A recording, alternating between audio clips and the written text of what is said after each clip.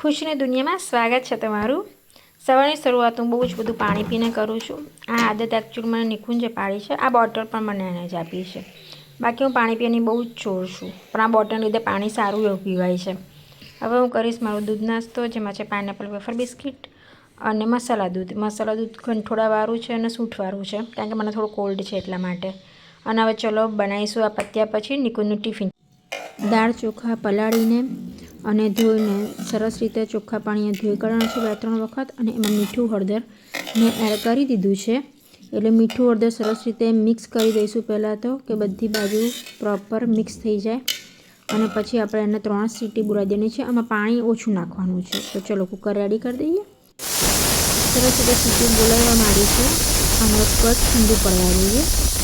તો આ રીતે ખીચડી તમે જોઈ શકો છો કે કેટલી સરસ છૂટી ખીચડી તૈયાર થઈ છે, અને પાણીનો ભાગમાં ખાસ ઓછો નાખવાનો છે। તો રેડી છે ખીચડી।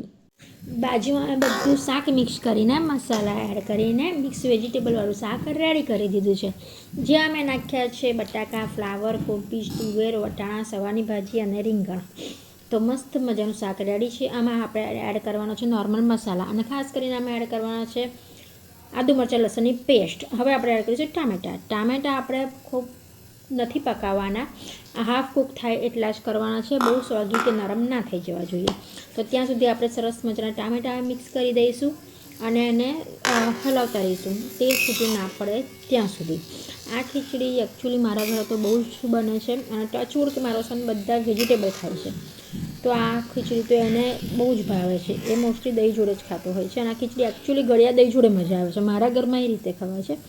તો કોણ કોણ આ બનાવે છે એ પણ કોમેન્ટમાં ચોક્કસથી કહેજો, અને જે શાક ના ખાતું હોય એના માટે આ ખીચડી બનાવજો ચોક્કસથી, બિકોઝ નંબર 1 ખીચડી લાગે છે। અમારા ઘરમાં તો આ વારંવાર બને જ છે। હવે તેલ છૂટું ના પડે ત્યાં સુધી આને કૂક કરવાની છે। તો જોઈ શકો છો કે મારી ફાઇનલ ટચ રેડી છે। તેલ પણ છૂટું પડી ગયું છે, ઇટ મીન્સ કે સબ્જી સરસ કૂક થઈ ગઈ છે, એનું આ સાઇન છે। તો તેલ છૂટું પડી ગયું છે અને લાગે છે પણ યમ્મી, એટલી જ ખાવામાં પણ યમ્મી છે। હવે આપણે જે ખીચડી બનાવી હતી સાદી, એ આમાં એડ કરીશું। ખીચડી એડ કરી છે।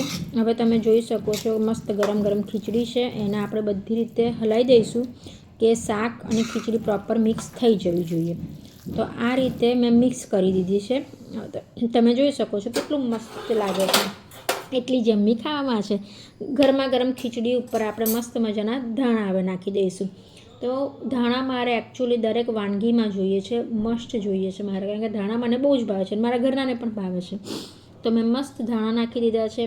હવે ઉપરથી આપણે એડ કરીશું ઘી। ઘી તો બધામાં ખાવું જોઈએ, તો ઘી ખીચડી અને ભાતમાં તો મારા ઘરે જોઈએ જ છે ડેલી। તો હવે આપણે ઘરનું ઘી એડ કરી દઈશું અંદર। તો રેડી છે બાદશાહી ખીચડી। ટિફિનમાં છે ગળ્યું અથાણું, કેરીનું ગળ્યું અથાણું, જોડે ઘીવાળી ખીચડી, ગળ્યું દહીં અને પાપડ। આમાં એકચ્યુઅલી ગળ્યું દહીં સારું લાગે છે, તો ચોક્કસથી ગળ્યું દહીં ટ્રાય કરજો। અને નાસ્તામાં છે મારી બનાવેલી સમોસા પૂરી અને કોઈન ખાખરા, આચારી કોઈન ખાખરા।